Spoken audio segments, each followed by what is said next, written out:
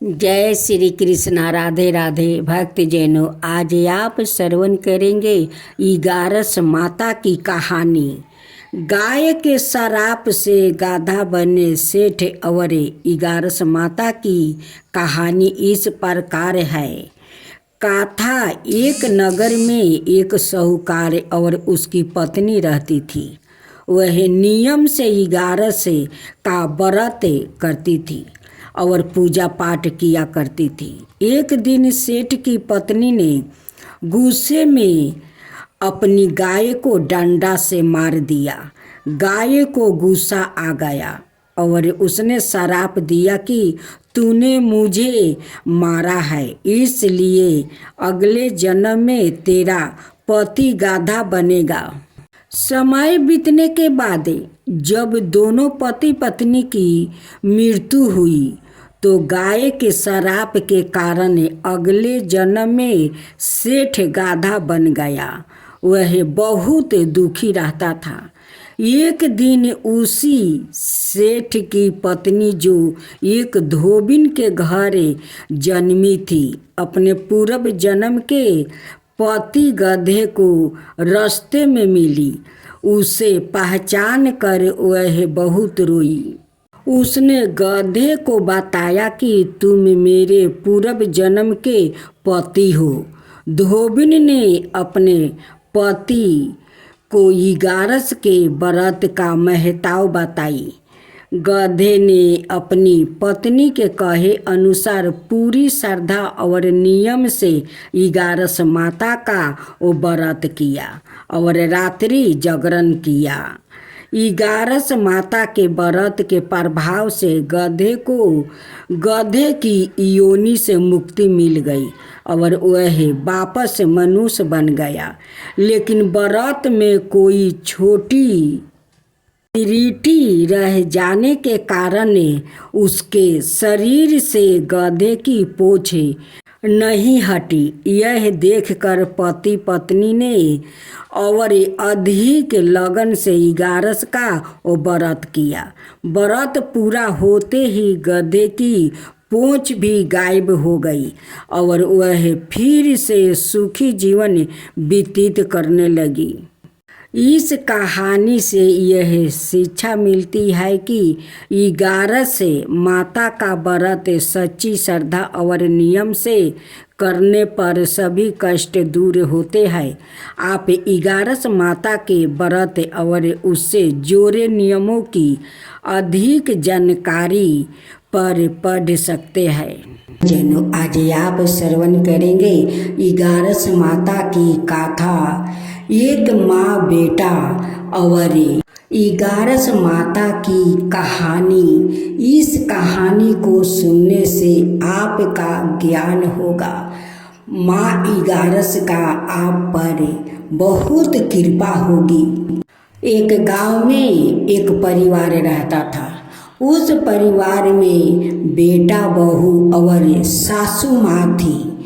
बहू का एक बेटी हुआ था। होते ही उनकी पति को मृत्यु हो जाता है। सासू माँ कहती है कि ये तो भगवान का संजोग था कि मेरा बेटा इतना ही दिन के लिए वो हमारा पास था। अब वो हमारा बेटा नहीं था, उसलिए तो भगवान उसे ले गए। लेकिन सासू माँ अपना बहू को कलंकिन नहीं बोली। वो कहती है कि मेरे बहू को दोष नहीं है और नहीं मेरे वो छोटी सा नन्ही सा बच्ची को दोष है। ये तो भगवान का लिखा जोखा था कि इतना ही दिन के लिए मेरे बेटे थे। सास बहू दोनों मिलकर उस छोटी सी बच्ची को पोषण पालन किया और उसका नाम रखा सावित्री। सासू माँ अपना बहू और पोती से बहुत प्यार करती थी। अपना बहू और पोती को कभी कुछ के कमी होने नहीं देती थी, क्योंकि उस सासू माँ का कुछ धन का कमी नहीं था। सावित्री देखते देखते बड़ी हो गई और वो 11 माता का भक्त बन गई। वो हर माहे के 11 माता का वो पूजा करती थी श्रद्धा भाव से।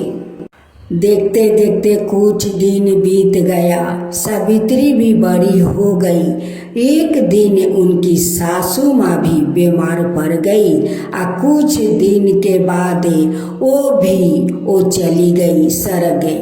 उनकी बहू अपना सासू माँ का संस्कार किया, क्रियाक्रम किया। देखते देखते कुछ दिन बीत गया। एक दिन सावित्री के माँ कहती है कि सासू माँ का मृत्यु का 1 साल हो गया, इधर तो मेरे बेटी सावित्री बड़ी हो गई है, उनके लिए तो घर बार मुझे ढूंढना होगा। उसी गांव में सावित्री के माँ का एक पड़ोसी थी। उनका पता चला कि सावित्री के माँ सावित्री के लिए वो घर बार ढूंढ रही है। एक दिन सावित्री के माँ कहीं जा रही थी, पड़ोसी से देखा हो गया। पड़ोसी कहने लगी कि बहन, आप अपने सावित्री के लिए घर बार ढूंढ रही है। वो कहती है कि हाँ बहन, अच्छा घर बार मिल जाएगा तो सावित्री का धूमधाम से शादी कर दूंगी। तब पड़ोसी कहती है कि बहन, मेरे नज़र में एक लड़का है जो उसका पिता नहीं है, उनकी माँ है। वो लोग का अवस्था बहुत अच्छा है। सावित्री के अगर वहाँ पर शादी हो गया तो सावित्री बहुत सुख से रहेगी। सावित्री के माँ कहती है कि बहन, उसका घर कहाँ है? वो कहती है कि यही तो पास के गांव में घर है जो 3 ताला महल है। वहाँ पर एक बरगद का पेड़ है, वही पर देखना 3 ताला महल है, वही उस लड़का का घर है। सावित्री के माँ पूछते पूछते उस लड़का का घर पहुँच जाती है। उस समय लड़का का माँ तुलसी माता का पूजा कर रही थी। जब मोहन का माँ देखी तो उसे आदर सम्मान से घर के अंदर ले गई और बिस्तर पर बैठाई, चाह नाश्ता करवाई। तब जाकर पूछी कि बहन, आपको आना कैसे हुआ है? सावित्री के माँ कहती है कि बहन, आपका बेटा का अपना बेटी के लिए हाथ मांगने आई हूँ। मोहन का माँ भी कहती है कि बहन, मैं भी तो बहुत दिन से एक अच्छा सा लड़की ढूंढ रही हूँ। अगर अच्छा सा लड़की मिल जाएगी तो अपना मोहन को शादी करवा दूंगी। मोहन का माँ सावित्री के घर आती है और सावित्री को देखते ही पसंद कर लेती है। कहती है कि बहन, आपको बेटी मुझे पसंद है। मोहन का माँ कहती है कि बहन देखिए, आपका बेटी मुझे पसंद है और मेरा बेटा आपको पसंद है, तो देर क्यों, आज ही हम लोग ब्राह्मण को बुला करे और सारे कुंडली निकलवा लेते हैं और दोनों को शादी कर देते हैं। मोहन का माँ अपना घर जाती है और मोहन से कहती है कि देखो बेटा, आज मैं अपना भगवान को पूजा नहीं किया है, जाओ कुछ बाजार से फल मूंग लियाओ ताकि भगवान को भोग लगा सकूं। मोहन बाजार जाता है और वो फल मूंग लेकर आता है। वैसे ही एक बांदर आता है और उनकी हाथ से झोला छीनकर वो भागने लगता है। वही बरगद के पेड़ के पास बहुत सारी स्त्री वो 11 माता का व्रत कर रही थी और 11 माता का वो गाथा सुन रही थी और एक ऋषि मुनि पत्नी 11 माता का गाथा सुना रही थी। बांदर बेग लेकर आगे आगे दौड़ रहा था, पीछे से मोहन दौड़ रहे थे और कह रहे थे, बांदर महाराज मेरा झोला दे दो, उसमें फल है, मेरी माँ पूजा करेगी भगवान को, मेरा झोला दे दो। लेकिन बांदर नहीं सुना, वो जाकर ऋषि पत्नी का पीठ पर वो कूद पड़ा। ऋषि पत्नी मुँह के भर गिर गई। जब उठकर मोहन को देखती है तो उन्हें श्राप देती है कि जा, आज से तू भी बानर बनकर वो कूदेगा। ऋषि मुनि का पत्नी का श्राप मोहन पर तो पड़ गया। मोहन उसी वक्त बांदर बन गया। बांदर बनकर वहीं पर बैठे हुए थे। इधर उनकी माँ कहती है कि मोहन के कितना देर हो गया बाजार गए हुए, अभी तक तो फल नहीं लेकर आया। वो खोजने निकल पड़ती है। वो सभी से पूछती है कि कोई मेरे मोहन को देखा है, कोई मेरा मोहन को देखा है। कोई नहीं कहता है कि तुम्हारा मोहन को मैं देखा हूँ। वो ढूंढते ढूंढते उसी बरगद का पेड़ के पास पहुंच जाती है जहाँ सारे स्त्री 11 माता का कहानी सुन रही थी। वहीं पर उनकी बंदर बेटा बैठा हुआ था। वो सभी से पूछती है कि बहन, मेरे बेटा को आप लोग देखी है? एक स्त्री कहती है कि बहन, यही तो आपका बेटा है जो बंदर बनकर यहाँ पर बैठा है। ओ मोहन की माँ कहती है कि बहन, आप लोग 11 माता का व्रत कर रही है और झूठ क्यों बोल रही है? ऐसा बोलना तो पाप है बहन। वो कहती है कि नहीं बहन, नहीं, ये मैं सच बोल रही हूँ, ये आपका ही बेटा वो बंदर है। ऋषि बहन का श्राप के कारण आज वो बंदर बन गया है। बंदर झोला लेकर आगे आगे दौड़ रहा था। पीछे से आपका बेटा बंदर आकर ऋषि बहन का पीठ पर कूद पड़ा। ऋषि बहन मिट्टी में गिर गई। बस उनका गुस्सा आ गई और वो श्राप मोहन को दे दिया। मोहन बंदर बन गया। मोहन का माँ अपना बंदर बेटा को लेकर रोते रोते घर आती है और दरवाजे के पास बैठकर रोती है। उसी समय 11 माता एक बूढ़ी के रूप धारण करते हुए उनकी पास आती है और पूछती है कि बेटी क्यों रो रही है, क्या हुआ? तब कहती है मोहन के माँ कि माता, मैं क्या बोलूं, देखिए मेरे बेटा ये बंदर है। एक ऋषि बहन का श्राप के कारण आज मेरा बेटा बंदर बन गया है। माता, बंदर बन गया है। इनकी 2 दिन के बाद शादी था। अब मेरे बंदर बेटा से कौन शादी करेगा? माता, कौन शादी करेगा? 11 माता कहती है कि बेटी आंख के आंसू पोंछे।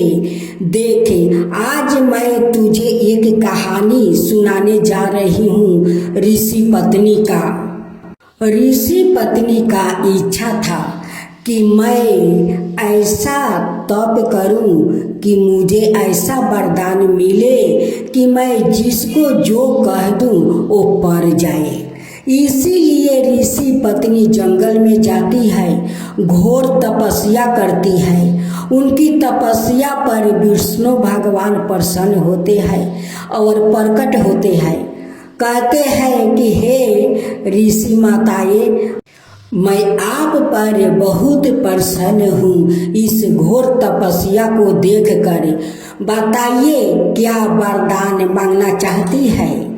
तब जाकर ऋषि पत्नी कहती है कि हे विष्णु भगवान, ऐसा वरदान दीजिए कि जिसे मैं श्राप दूँ उससे पर जाए।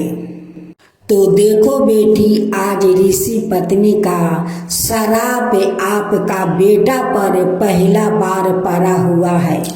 यही है ऋषि पत्नी की कहानी। लेकिन मोहन के माँ तो समझ नहीं पाई कि जिसने उनके समझा रही है कहानी सुना रही है वही तो साक्षात 11 माता है। मोहन के माँ उस 11 माता को पहचान नहीं पाई। मोहन का माँ कहती है कि माता मैं अब क्या करूं कि मेरे बेटे को शादी उस लड़की से हो जाए।